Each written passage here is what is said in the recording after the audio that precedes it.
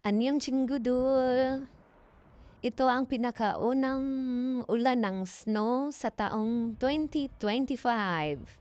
Andito ako sa 15th floor, nakakatamad lumabas. Kasi sobrang mahangin.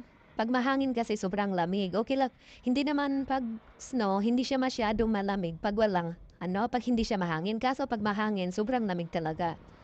Andito ako sa 15th floor, sa likod namin na party to. Ito yung pinakaunang snow sa taong ito. Kagabi pa ito ya, tsaka kaninang umaga. Alas, alas 11 na, mahigit, lampas alas 11 na dito na umaga.